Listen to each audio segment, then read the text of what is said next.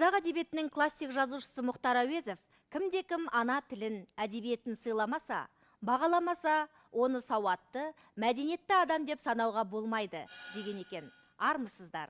Бүгінгі 6 сыныпқа арналған қазақ әдебиеті бағдарламасында жазушы Шерхан Мұртазаның «Тұтқын бала» әңгімесімен танысамыз.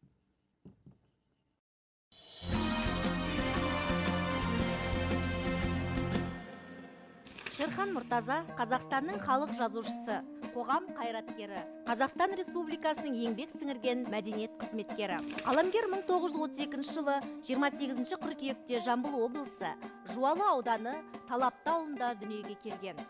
Балалық бал дәурені соғыспен тұспа-тұс келіп, шығармаларында қоғамның ащы шындығын кестелеп, соғыс жылдарындағы қиыншылықтар мен ауыл адамдарының әр алуан тағдырларын баяндайды.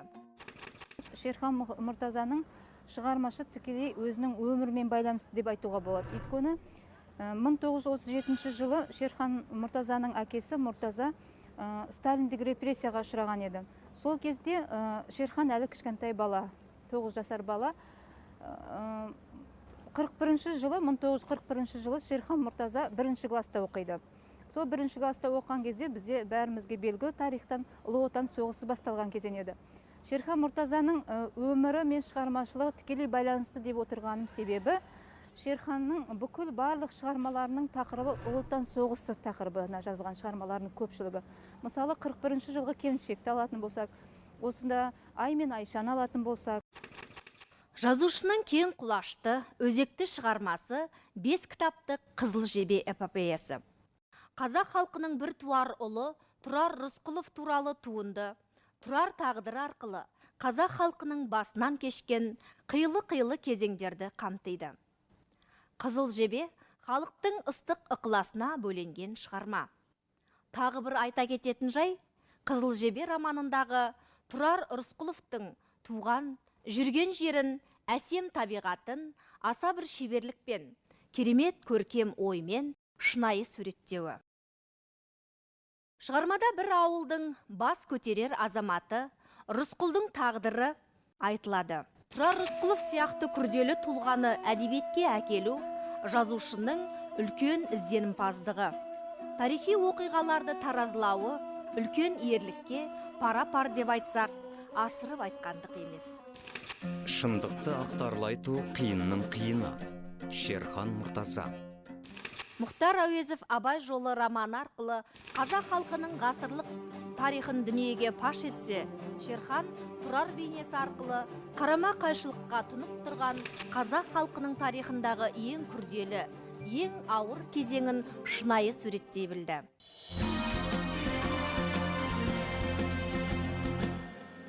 Проза жанрында жазушының әдеби тұлғасын айқындай түскен шоқтығы биік, мазмұны терең шығармасы Қызыл жебе романынан үзінді етіп алынған Тұтқын бала әңгімесімен танысамыз. Жазушы Шерхан Мұртаза бұл шығармасында кейіпкерлердің жан дүниесін ашатын оқиғалар түзіп, тартыс табиғатын талдауда алғырлық танытқан. Кейіпкерлерді аса үлкен шеберлікпен даралай білген. Тұрардың портретіне назар аударып көрелік. Мысалы, аласа төсектен салбыраған арық қолды қоңқақ мұрын тәуіп шал әлі ұстап отыр. Арықтықтан баланың шынтағы шодырайып шығып тұр. Топ-толық қарулы бала енді қауқарсыз, сүлдесі сүйек болып қалған. Қара торы өңі қазір боп-боз, көзінің айналасы көгеріп, көлеңкесі түскен. Бұрын пәмпектеу мұрын енді ерекше сопайып, ебедейсіз көрінеді. Жанарында ұшқын бар екен. Бұл бала Тұрардың ауырып жатқан кезі. Қаншама ауырып, сүзектен сүзіліп жатса да, жанарындағы ұшқын өшпейді. Автор романда сонымен бірге басшылардың, болыстардың портретінде көптеп кездестіруге болады. Мысалы, вице-губернатор Асташкин портретіне назар аударайық. Жазушы бұл адамның портретін өте келісімді, жарасымды жасаған десек, артық айтқандық емес. Мысалы, вице-губернатор атан түйедей нан кіседі. Қазына тіккен мундирі шақ келмей, күйімді ұдайы жеке ұстауға арнайы заказбен жеткізетін. Қазандай басы қасқа маңдай, бірақ мұрны көріктеу, артық егі шығыңқы. Сақал мұрт қоймайды. Оның есесіне күрең қасы қою, қабағы жардай. Өз ісіне мейлінше берілген, үй жайын, әйел баласын, мемлекет ісі дегенді ұмытып та кететін пәруана адам. Міне, жазушы Шерхан Мұртаза тарихи шындыққа қоса басшылардың портреттерін сан түрлі етіп бере білген. Тұрар Рысқұловтың өнегелі өмірі мен қызметі туралы жазған іргелі еңбегіңіз өз халқының жарқын болашағы жолында ғазиз жанын пида еткен есіл ерлерімізге арналған лайықты ескерткіш болады. Нұрсұлтан Назарбаев, Қазақстан Республикасының президенті. Әңгімеде Тұрардың басынан өткен қиындықтар жазушының атынан баяндалады. Орыс байларына жалданып, қара жұмыс істеп, қала берді әкесімен бірге абақтыда отыру, әкесі көрген азапты көріп өсу, бала Тұрарды болашақта қайратты, қайсар болып шығуға тәрбиелейді. Тұрар өмірде әкесі Рысқұлды өзіне өнеге тұтты. Әке бойындағы қайраткерлік, намыс пен жігер баласына қатты әсер етті. Әңгіменің тәрбиелік мәні бүгінгі ұрпақ үшін ұлттық рухтың биік болуы қаншалықты қажет екендігін ұғындырады. Бұл жерде енді оқушыларға тікелей тәрбие беретін не нәрсе деп айтамыз. Тікелей нәрсе мысалы Тұрардың бейнесі оқушыларға адами биік қасиеттерді сомдайды. Адами биік қасиеттерді жоғары қояды. Ел алдындағы парызын, осы дүниелерді, одан кейін елді қорғау, болашақта еңбекке баулу сияқты дүниелерді осы тұтқын бала шығармасынан біз көре аламыз. Приходько мырзаның ұлы губернатор көшесіндегі гимназияда, ал қызы Нарын көшесіндегі әйелдер гимназиясында оқушы еді.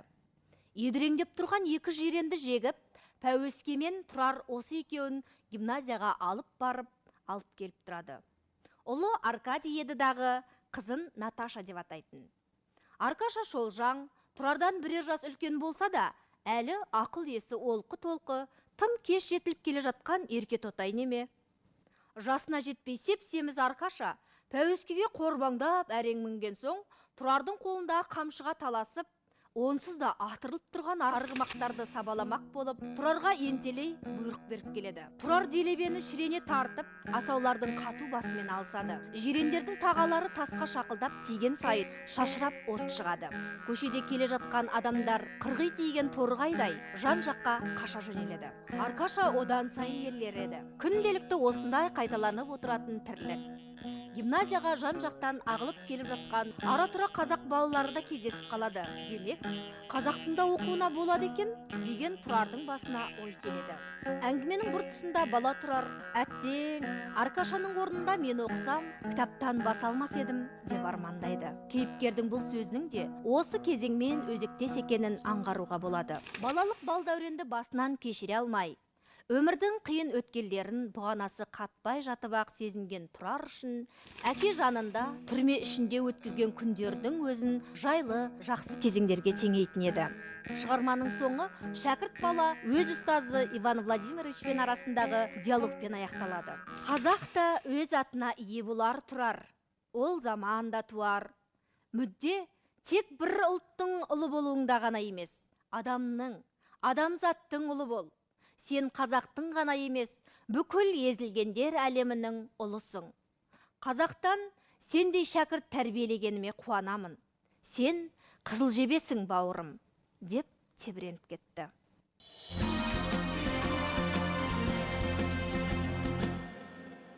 Шерхан Мұртаза Тұрар бейнесі арқылы қарама-қайшылыққа толы қазақ халқының тарихындағы ауыр кезеңін баян етті және оны шынайы суреттей білді. Олай болса, Тұрар Рысқұлов туралы әлі де айтар сөз көп.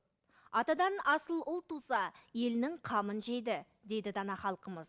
Тұтқын бала әңгімесіндегі Тұрар бала бейнесінен үлгі өнеге алайық. Мен сіздермен қоштасамын.